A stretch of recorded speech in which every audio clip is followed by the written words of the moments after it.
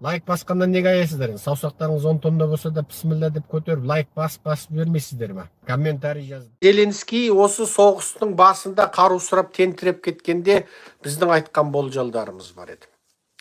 Түптің түбінде Еуропа мен Америка Украинаны сол өз қаруын өз өндіретін елге айналдырып, орыспен енді өзіңмен өзің бол дегенге қалдырады дедік. Оған дәлел Украинада ең алғаш дрондарды зерттеп жасап, Украина өзінің artificial intelligent, яғни жасанды ақыл парасатпен басқарылатын дрондарын іске қосып, орыстарды тура беттетпей тұрған кезінде біз осы сөзімізді айттық. Жұрттың есінде бұл болса керек деп ойлаймыз. Сол кезде біз айттық. Түптің түбі Украина өз зымыранын іске қосады дедік. Тіпті бір кезде айттық, ол енді осы сәл бертінде айттық. Түптің түбі Украинаға атом бомбасын да береді дедік. Неге? Будапешт келісімі бойынша Қазақ пен Украина атом қаруынан бас тартқан кезде Қазақ пен Украинаға үшінші бір ел басып кіруіне жаңағы жол бермейміз деп уәде берген Америка, Англия, Ресей болды. Сөйтіп Қазақ пен Украинаны тізеге басып отырып, атом қаруынан бас тартқызды. Енді Украинаға осы атом қаруы беріледі, берілмейді, жоқ біз бермейміз. Мысалы, өткенде ғана Америкада Ақ үйдің баспасөз хатшысы бұл ешқашан талқыланбайтын тақырып деді. Бірақ дүние жүзінде саясаткерлер өстіп, бұл ешқашан талқыланбайтын тақырып, бұл әңгіме болмайтын әңгіме деп жүріп болдырып қояды. Үндістан атомы жоқ елді, бірақ күнде Ресей атомды елге айналдырды. Үндістанның мамандары Ресейден алған көмекпенен Үндістан жасап шықты. Неге? Үндістан шын мәнінде оған қабілеттеледі. Неге? Олардың IT мамандары бүкіл жер жүзінде танымал. Үндістан десең, компьютер IT-дің елі деп елдің бәрі біледі. Үндістан ең соңында атомды елге айналды. Сонымен Қытайдың қуыршақ елі Пакистан деген бір сорлы ел бар. Жалбаң, далбаң еткен ел. Сол Пакистан Қытайға арқа сүйеп, Қытайдың сұраған ақшасын аузы мұрнынан шығарып, артығымен төлеп отырып, бірақ күнде атомды елге айналып болды шыға келді. Сөйтіп жер бетінде атомды ел екеу болды. Біреу Үндістан, біреу Пакистан болды. Енді аяқ астынан Украинада бір ғалым шығып, ол да аяқ астынан атомды өзі зерттеп, өзі жасап, өзі байтып, өзі атом жарып жіберсе, мен таңырқамаймын. Таңырқамаймын.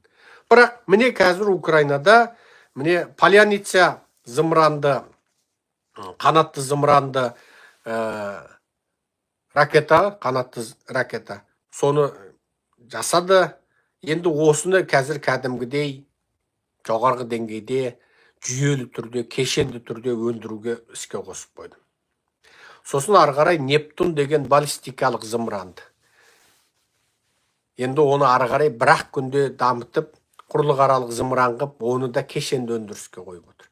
Демек, Украин өзінің қаруын өзі өндіріп жатыр. Бұл деген сөз Мәскеуде, Ресейдің әскери негізгі базалар да енді Украин қаруларының көлем ішінде болады деген сөз.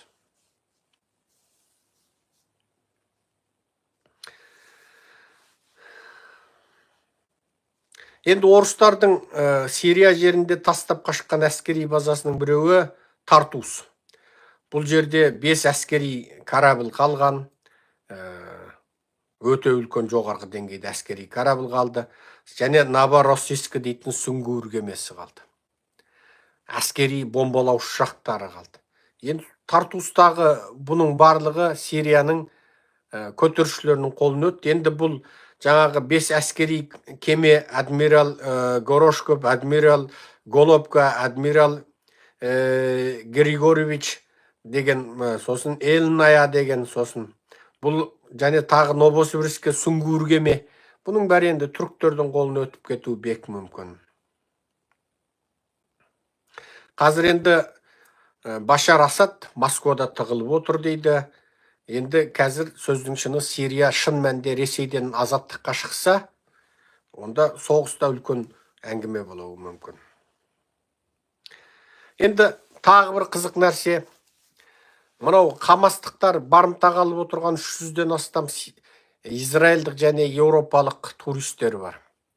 Трамп кеше мәлімдеме таратты. 2025 жылы қаңтардың 20-сына дейін Хамас егер осы кепілге алынған, барымталанған адамдарды босатпайтын болса, онда әңгіме басқа болады деді.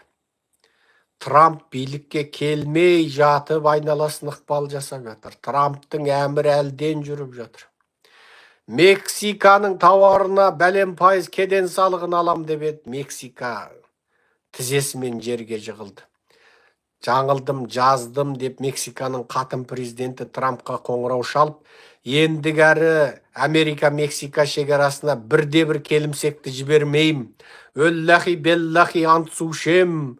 Енді бірде-бір қаңғып келген келімсекті Америка шекарасынан аттатқызбайым. Енді Қытайдың пентанил дейтін есірткісін Америкаға жіберткізбеуге тырысам деп отыр. Неге? Трамп кеден салығын алам деді. Оның себебі не?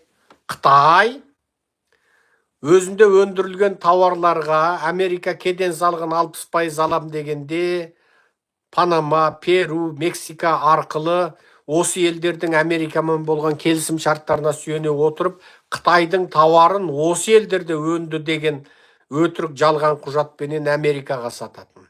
Трамп оның бәріне кеден салығын алам деді. Енді Канаданың өзін қысып жібергенде, мынау Канаданың қазіргі премьері, оның арғы әкесі, сол Канадада билікке келген, бұлар қытайшыл немелер, бұлар да тізе бүкті. Енді Трамп алда не істейді, қазір белгісіз. Бірақ қалай болмасын, ол билікке келмей тұрып, қаңтардың 20-сында Ақ үйде инаугурациясы болады, сол болмай тұрып әзір дүниені дүрсіл көндіріп жатыр. Енді бір қызық нәрсе болып жатыр. Ол мынау Ресей тарап аяқ астынан мәлімдеме таратыпты. Мына Трамп соғысты тоқтатам дейді. Егер Трамп соғысты тоқтататын болса, ол жерде Ресейдің мүддесі ескерілмейтін болса, ондай Трамптың ондай тоқтату туралы келісімі бізге керек жоқ деп орыстар оттай қалды. Сөйтіп еді, Трамптың жаңа болашақта арнайы орыс-украин соғысына жауапты деп қойған жауапты кадры, ол бұл мәселені айтты. Мына осы сөзді айтып отырған Малафоев деген кім ол? Бұл өзі немене деп бұлжырап отыр. Ол керек па? Ол барып өзінің жаңа қуысында тыныш тығылып жатсын. Алдымен ақш кім, Ресей кім? Соны бір біліп алып, содан кейін бізге қарап үрсін деп жауап берді. Сонымен орыс тарап үндей алмай қалды.